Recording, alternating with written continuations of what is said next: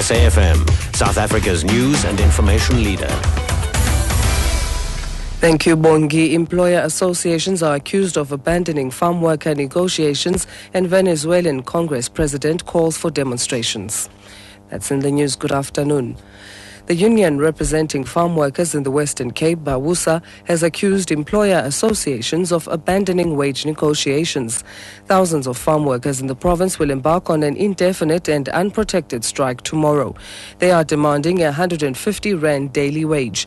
The Labour Department yesterday met with organised labour in an effort to avert the strike. The union's Nosy Peterson.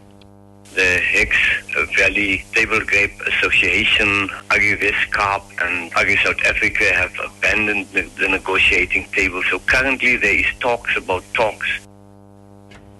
Correctional Services Minister Sbu Ndebele has strongly condemned the violence at Groenpunt Correctional Facility in Denaysville in the Northern Free State.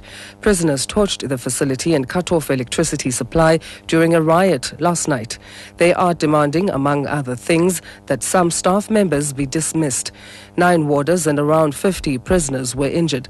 Earlier, the Correctional Services Department's Acting Regional Commissioner, Grace Mulapedi, said violence had flared up again at the facility. This morning, the offenders have started again with burning the correctional center, the P2 section. It's just the maximum section at this point in time. Australian gold mining executive Mark Cutifani has been appointed Chief Executive of Anglo American. He takes over what analysts and investors say is one of the toughest jobs in the business. Cutifani has been one of several outsiders expected to be in the running for the top job at Anglo after Cynthia Carroll quit last year. Carroll was under pressure to resign from investors unhappy with the group's languishing share performance. SABC's economic journalist Morafe Tabane has more. Cutifani will take over the reins on April the 3rd. He will be the second non-South African to run Anglo, but sources familiar with the appointment and industry sources say it is his South African mining credentials which were critical for Anglo. While Cutifani's appointment should ease concerns in South Africa, analysts have said his restructuring track record and focus on improving returns at Anglo Gold signals willingness to consider all options for the company's operations. Western Cape police say a British tourist who was reported missing has been found. Wilkes McDermott failed to make his flight back to Britain on Boxing Day. This caused panic among family members and friends. However, McDermott was seen a week later at a bakery in the Cape Town CBD. The police's Andre Trout.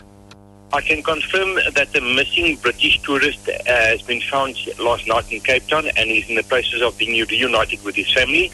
Unfortunately, I'm not in a position to disclose the circumstances surrounding the matter as it's regarded as private.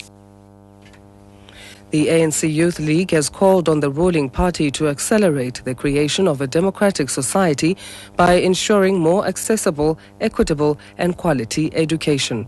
The League has congratulated the ANC on its 101st anniversary today.